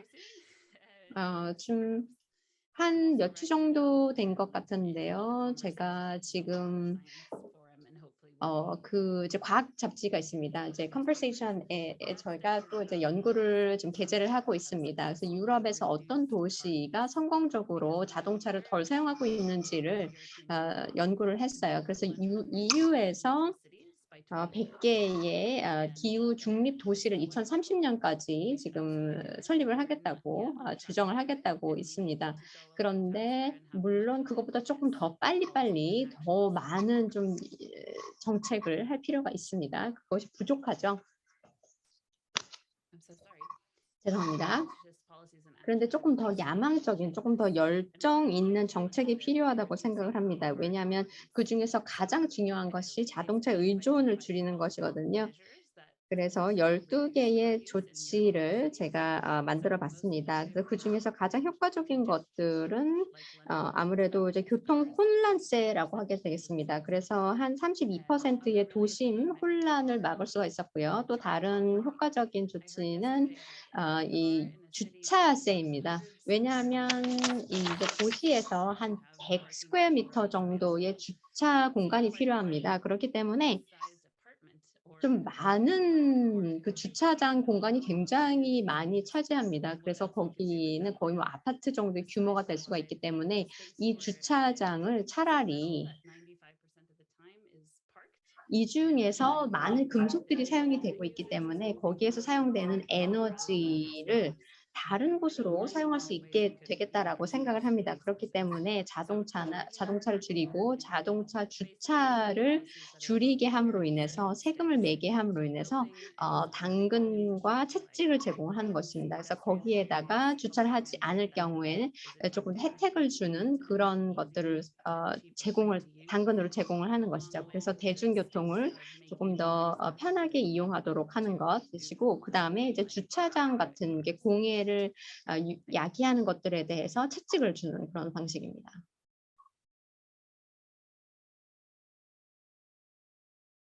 네, 김벌리 교수님 감사합니다. 주차장 문제는 사실 한국도 사실 주차장이 굉장히 심각하죠. 특히나 제가 살고 있는 서울은 거의 1,000만 가까이 인구가 이제 좁은 도시에 살고 있다 보니까 주차난이 굉장히 심해서 지금도 나오는 가장 큰 민원이 이제 주차장을 더 만들어달라 하는 것들을 굉장히 많이 요구하고 있는데 이 부분들에 대해서 사실은 주차장을 오히려 없애서 교통 혼란세도 줄이고 생활 편의를 높일 수 있는 방법 이런 것들을 한국에 있는 시민들이 또 요구도 하고 실제 실현도 될 수 있으면 좋겠다라는 생각을 합니다. 근데 한편으로는 현실감이 없게 느껴지기도 합니다. 왜냐하면 주변에 있는 친구들이라든지 다른 사람들이 생각하는 것들을 보면 거기까지 우리가 시민들이 요구해서 만들어낼 수 있을 것이냐 만들어내기 위해서는 그분들이 어떤 감정과 어떤 생각을 가지고 행동을 해야 될 것이냐 사실은 이런 부분들이 아직은 크게 어떻게 만들어야 할지 고민이 좀 많은 것 같습니다. 이런 차원에서 사실 좀 질문을 같이 좀 더 여기 계신 패널분들한테도 좀 더 던져보고 그리고 또 참여하신 분들에게도 또 의견을 좀 들어보면 좋을 것 같은데요.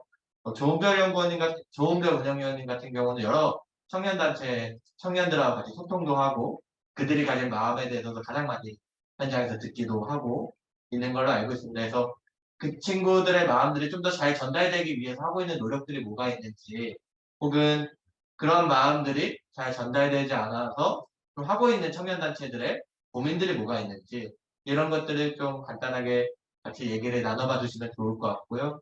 여기 계신 김한수 기자님께서는 제가 정말 좋아하는 연재 기사입니다. 그래서 기후변화의 증인들. 사실 기후변화의 문제라고 한다고 하면 사실은 아직까지도 해외 문제로 많이 바라보고 있고 산호초 문제라든지 캘리포니아 문제, 호주 문제로 이렇게 많이 바라봤는데 실제 한국에서도 기후변화가 이루어지고 있고 그것들에 대해 피해보고 계신 분들이 기후변화에 한국에서 이루어지고 있는 기후변화에 증인들이 되신 분들을 심층 취재해서 그분들의 이야기들을 담아서 한국에 이제 소개를 했었는데요. 그분들을 좀 인터뷰했을 때 좀 일화라든지 또 기사에 담지 못했지만 조금 더 한국에 계신 분들에게 또 김벌리 교수님께 또 소개해주고 싶으신 게 있다면 같이 좀 얘기를 나눠봐 주시면 좋을 것 같습니다. 먼저 조은별 운영위원님께서 먼저 좀 얘기를 좀 해주시겠어요? 네, 감사합니다. 제가 지금 활동하고 있는 기후변화 청년 모임 비게이브라는 단체는 이렇게 여러 사회적 관심사, 개인의 사회적 관심사를 기후위기랑 엮어서 기후위기랑 좀 대응을 해보자 라는 그런 좀 미션을 좀 가지고 있습니다. 그리고 더 큰 목적은 모든 사람이 기후위기에 대응하는 사회를 만들자라는 것이 저희 단체의 미션이고요. 근데 이 미션을 달성하기 위해서 가장 중요한 게 각자가 가지고 있는 사회적 관심사라고 좀 생각을 했었어요. 교수님께서 말씀하신 대로 사실 내가 관심 있는 것에서 먼저 시작하고 그걸 지속하지 않으면 그 지속 가능성이 결국은 떨어진다라는 것을 저희도 인지하기 때문에 그래서 자신이 가진 관심사, 그게 만약에 채식이라면 채식, 그리고 여행이라면 여행, 또 그리고 정책이라면 정책, 이런 각자의 분야에 있어서 그래서 채식을 일주일에 한 번 해보자, 재생에너지 갈등 현장에 직접 가보자, 그리고 직접 국회의원한테 정책을 요구하자 등등 여러 가지 활동을 저희는 하고 있습니다. 그리고 저희 단체뿐 아니라 다른 청년기후긴급행동이라는 단체는 조금 더 직접적인 행동을 하면서 기후위기를 대응을 하고 있는데요. 예를 들어 최근에 직접 석탄 발전소를 건설하고 있는 회사 앞에 가서 녹색 스프레이를 뿌리고 직접 행동을 하고 그리고 소송을 하고 있습니다. 그러니까 여러 가지 활동들을 좀 하고 있는데 이 활동들이 굉장히 힘이 나면서도 또 저는 한편으로 한 3년 정도 이렇게 활동을 하다 보니까 사실 많이 지치기도 했어요. 왜냐하면 저희가 얘기하는 정책들 혹은 지금 당장 필요한 것들이 실제로 정책으로 반영되기에는 너무나도 많은 장벽들이 있고 실제 어떤 국회의원이 거기에 의지를 갖고 있다 하더라도 또 정치적으로 이제 반대되는 상황들 때문에 진행되기가 어렵고 그래서 정말로 정책과 제도가 변하는 건 참 어렵구나라는 생각이 들면서 많이 또 힘이 빠지기도 합니다.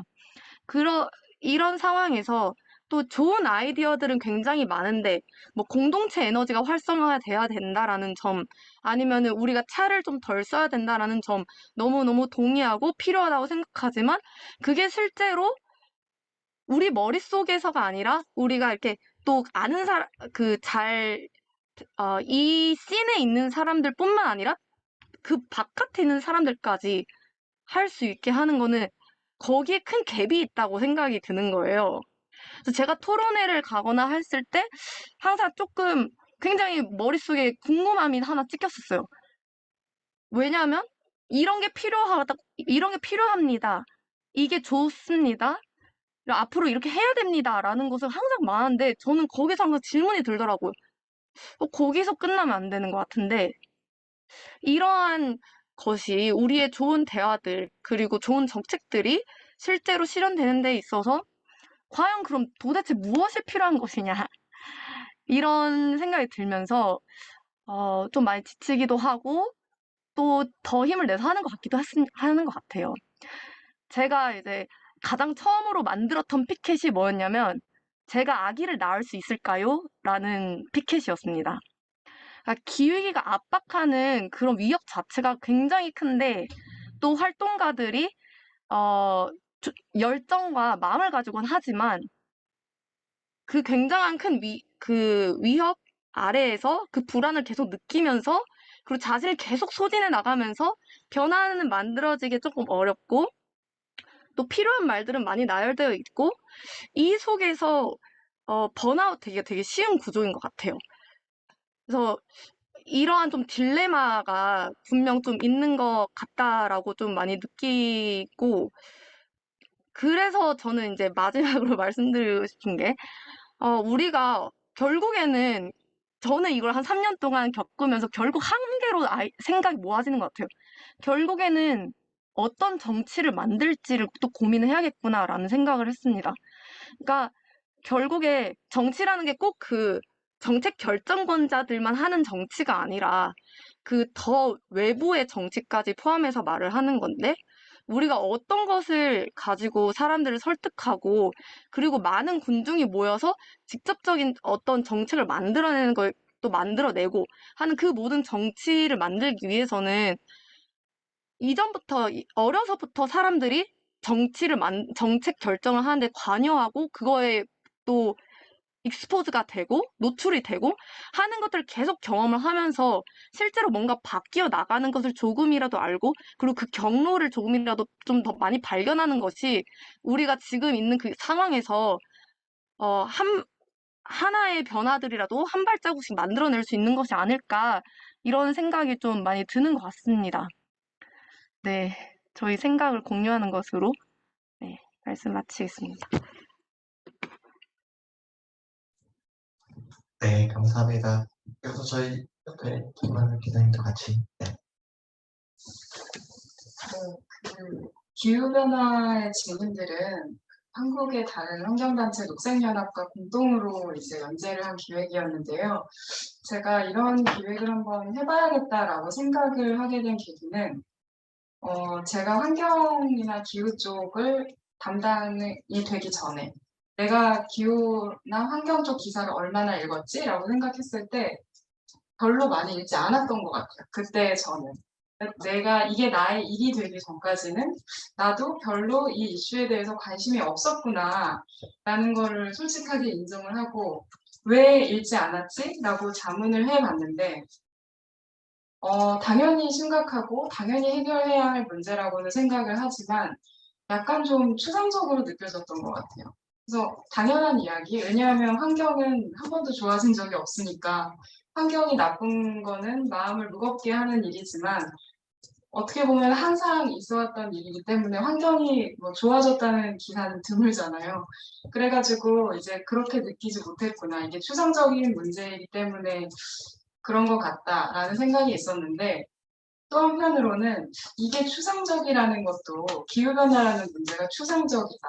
눈에 보이지 않기 때문에 사람들이 공감하지 않는다. 이제 이런 것도 좀 편견이 아닐까 하는 생각이 들었던 것 같아요.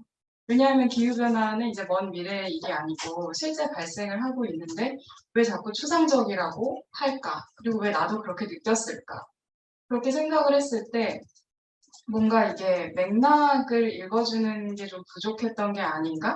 라는 생각을 하게 됐어요. 사실 이제 기후변화의 증인들 기사는 굉장히 새로운 팩트가 있지는 않거든요. 사실 바다 수온이 높아지고 있다, 산불이 심각하다, 그다음에 농작물 피해가 있다. 이런 것들은 다 기존에 나왔던 내용들이지만 기후변화의 증인들에 대해서 그 일부에서 좋은 평가를 해주시는 이유는 그 사실과 사실간의 맥락을 좀 해설해 줬다는 것, 그리고 그 맥락을 해설하는 방식을 사람의 이야기로 죄송합니다. 했기 때문에 그런 것이 아닌가라는 생각을 하게 됐어요.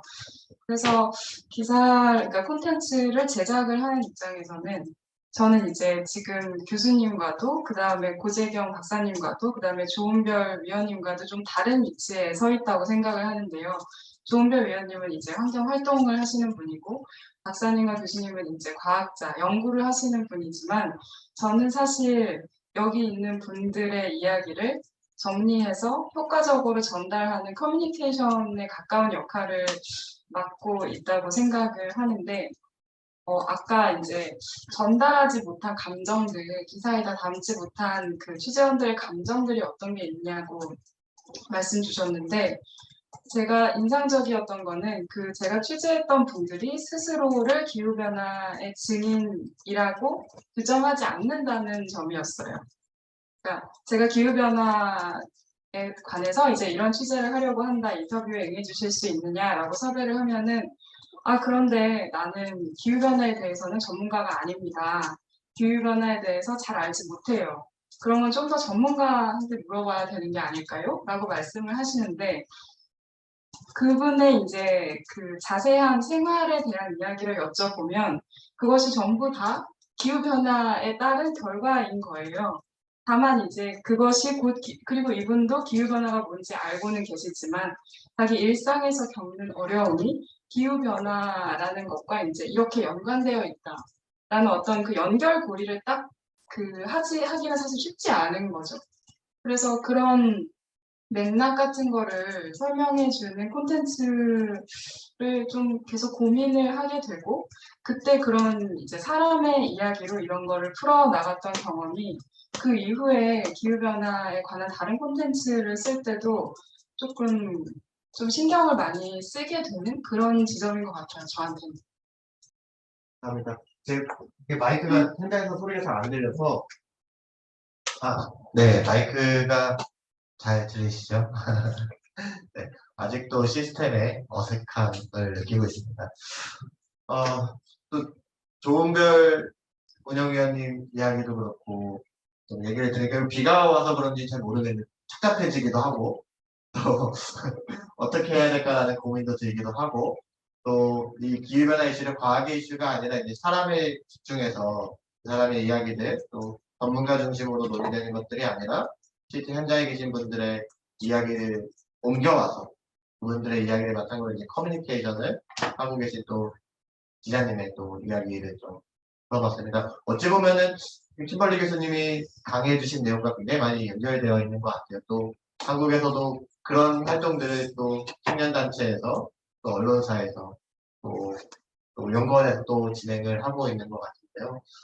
관련해서 이제 킴벌리 교수님의 이야기를 좀 더 듣기 전에 저희 또 온라인 줌으로 들어와 계신 분들이 많이 계십니다. 그래서 채팅창으로도 이제 질문을 남겨주시고 있기도 하고 또 채팅으로 남기긴 좀 어렵지만 또 직접 물어보고 싶은 부분들도 좀 있지 않을까 싶습니다. 혹시 채팅을 남기신 분 중에 혹은 아직 채팅을 남기진 않았지만 직접 얘기로 물어보고 싶으신 분이 있으면 손을 들어주시면 손들기 버튼이 있거든요. 손들기 버튼이 있으면 좀 이따 잠깐 발언할 수 있는 기회를 좀 드리도록 하겠습니다. 저희가 킴벌리 교수님의 이야기를 듣고 또 손드신 분 중에 또 발언하실 분들을 저희가 몇 분 지정해서 이야기를 듣고 조금 더 얘기를 이어나가보도록 하겠습니다. 킴벌리 교수님 혹시 조은별 운영위원님과 또 김한수 기자님 얘기 들었는데 또 어떻게 생각하시는지도 같이 좀 얘기를 나눠봐 주시면 좋을 것 같습니다. Yes, thank you. I would like to respond. I first want to 네, 먼저 몇 가지 말씀드리고 싶은데요. the activists 조은별님, 빅웨이브의 조은별님께 정말 하고 있는 일에 들으면서 너무 좋은 인상을 받았습니다. 그리고 하고 계시는 일 너무 중요하고요. 당연히 변화를 만들어냅니다. 또 그러한 상황에서 어려움을 처해 계신다라는 거, 공정하지 않은 세대잖아요. 공정하지 않은 상황에 처하신 것 부분 보면서 굉장히 저는 윗세대로서 미안하다는 말을 또 드리고 싶습니다. 제가 이 두 가지 진실을 동시에 보면서 정말 고무적이기도 하고 또 영향이 굉장히 강력하다라고 생각을 하고 있고요. 그런 점에서 지금 하고 계시는 일은 굉장히 중요한 일인데요. 또 동시에 이런 일을 애초에 안 할 수 있는 상황이었으면 얼마나 좋았을까라는 생각도 듭니다. 또 아까도 말씀을 하셨는데 번아웃, 굉장히 지친다라는 말씀을 하셨는데 번아웃이 되지 않도록 또 조심하셔야 될 것 같아요. 균형을 맞추는 거잖아요. 에너지를 발휘를 하고 에너지를 쓰면서 변화를 만들어가는 거지만 또 이 정책적인 차원에서 일을 하려고 하다 보면 진짜 아까 말씀하신 것처럼 변화가 빠른 속도로 일어나지 않습니다. 그러다 보니까 번아웃이 오는 건데요. 그렇기 때문에 이렇게 지금 계속 노력을 하시면서도 동시에 이 감정을 잘 조절하셔서 계속해서 힘을 키우시고 또 커뮤니티 자체의 영향력을 키워가시는 그러한 노력을 동시에 하는 게 중요한 것 같습니다. 그래서 얘기를 들으면서 이런 말씀을 드리고 싶었어요. 연구 결과를 봐도 굉장히 시민들 그리고 청년들이 굉장히 중요한 역할을 하고 굉장히 강력한 영향력을 갖고 있습니다. 부모님이나 아이들이 서로 하여튼 청년이 이러한 세대 간의 중요한 역할을 하고 있고요. 그래서 좀 더 강한 권한을 갖고 역할을 할 수 있는 기회가 마련이 돼야 된다고 생각합니다. 가장 강력한 주장으로 많은 사람들에게 소구력이 있는 것은 바로 공정성입니다. 사람들은 공정성을 굉장히 중요하게 생각해요. 그래서 우리가 설득을 할 때는 이 공정성을 적극적으로 활용하는 것이 좋은 방법이 될 것 같습니다. 지금 굉장히 화석 연료 기업이라든지 자동차를 운전하는 사람들, 자동차 주차 공간을 없애자라고 얘기하는 그런 사람들은 굉장히 큰 목소리를 내고 적극적으로 얘기를 합니다. 그런데 많은 사람이 참여하는 건 아니거든요. 그런데도 강력한 목소리가 되고 있기 때문에 이 부분이 중요합니다. 젊은 청년들은 미래를 자신들이 살고 싶은 세대 미래를 만들어 가는 그 역할을 해야 되기 때문에 이 작지만 그래도 큰 목소리를 내는 그룹의 정치가들은 귀를 기울일 수밖에 없습니다. 그러니까 이 공정성을 만들어내기 위해서 계속적으로 노력을 해주시길 바랍니다.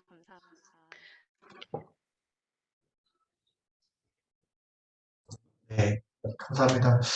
제가 여기 조명이 많이 켜져 있다 보니까 시간 체크를 잘 못했는데 저희가 예정된 시간이 지금 이제 약 10분 정도, 5분 정도 이제 남아 있습니다. 그래서 원래는 다른 분들의 좀 발언을 좀 들어보고 싶었는데 좀 사전에 질문된 내용들이 많이 있다 보니까 사전에 질문된 질문을 좀 드리고 저희 금발리 교수님께 마지막 멘트, 마지막 의견 말씀을 좀 듣고 자리는 좀 마무리해야 되지 않을까 싶습니다.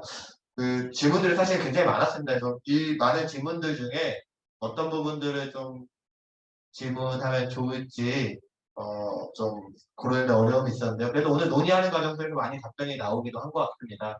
또 답변이 안 나온 것 중에 좀 몇 가지 질문을 드리려고 합니다. 하나는 킴벌리 교수님께서 생각하시기에 공포감과 희망감 중 무엇이 좀 우선이 되어야 한다고 생각하는지 질문한 게 하나 있었습니다. 그리고 다른 질문은 최근 동향이죠. 러시아 우크라이나 전쟁이 지구에 미치는 영향에 대해서 교수님 보실 때 좀 어떻게 생각하시는지에 대한 질문도 있었습니다. 그리고 기후변화 문제에 대해서 다양한 가치들과 기후변화 이슈, 예를 들어 다양성, 성평등, 지속 가능성 이런 부분들과 또 기후위기 문제를 어떻게 좀 연결지어서 사람들하고 소통할 수 있는지에 대한 질문도 있었습니다. 그래서 교수님께서 보시기에 어떻게 생각하시는지 좀 말씀해 주시고 또 마지막으로 한국에 계신 많은 분들에게 또 전달하고 싶은 메시지가 있다면 또 같이 말씀해 주시면 좋을 것 같습니다.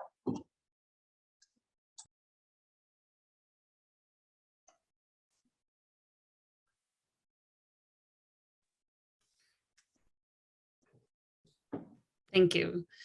So the 감사합니다. 네, 그래서 질문은 희망과 두려움에 대해서 말씀을 하셨어요. 그리고 또 말씀드린 것처럼 메시지에 있어서의 다양성에 대해서 말씀을 드렸죠. 그래서 가장 효과적인 메시지는 진정성 있는 메시지다. 그래서 만약에 여러분들이 희망이 있다 생각하시면 희망의 메시지를 전하십시오. 그런데 내가 두렵다 하면 두려움의 메시지를 전하십시오. 그래서 어떤 것도 하나의 답은 없습니다. 여러 가지 메시지가 각각의 다른 사람들한테 다른 울림을 줄 것입니다.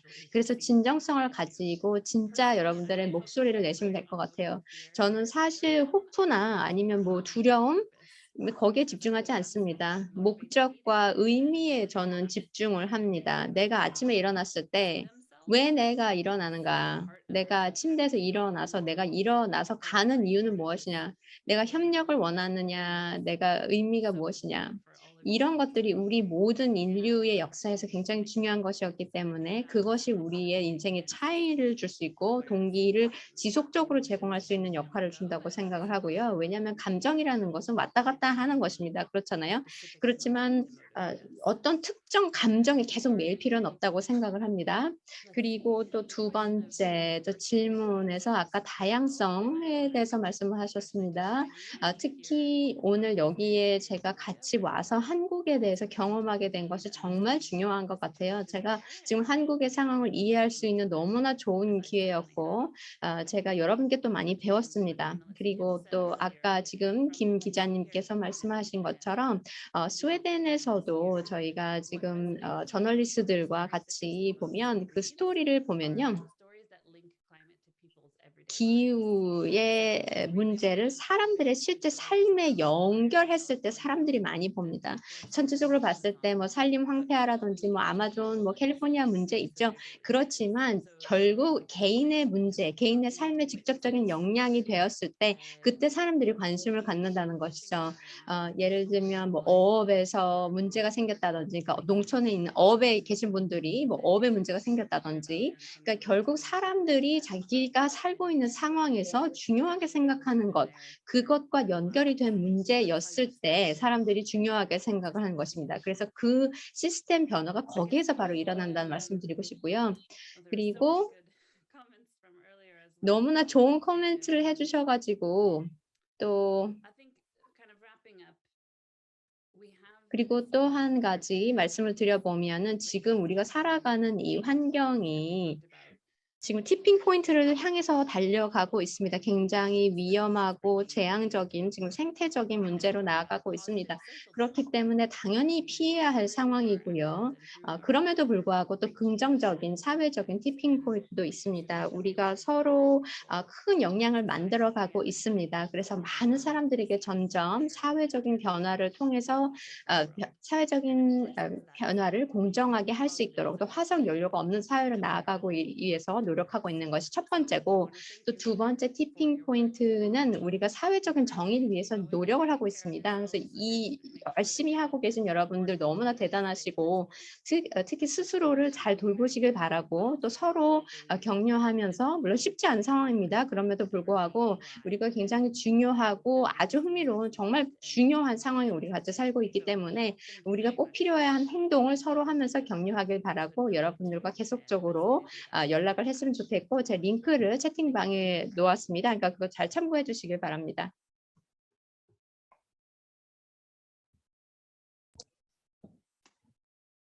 김벌리 교수님 감사합니다.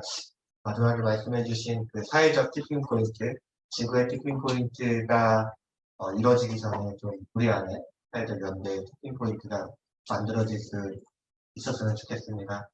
저희가 이제 5번째 콜로퀴움을 이제 마치려고 합니다. 오늘이 5번째고요. 다음번에는 희망과 망치 관련해서 또 젊은 청년 활동가를 좀 초청하려고 합니다. 뉴질랜드에 있는 활동가를 초청해서 또 그 활동가들은 어떻게 또 변화와 또 새로운 희망을 만들어가고 있는지에 대해서 6번째 콜로퀴움 영상 초대를 드리려고 합니다. 오늘 귀한 시간 내주셔서 강의도 해주시고 같이 얘기도 나눠주시고 또 필요한 메시지도 주신 김벌리 교수님께 다시 한번 감사의 인사를 드리며 오늘 행사는 이걸로 마치도록 하겠습니다. 네, 교수님 감사합니다.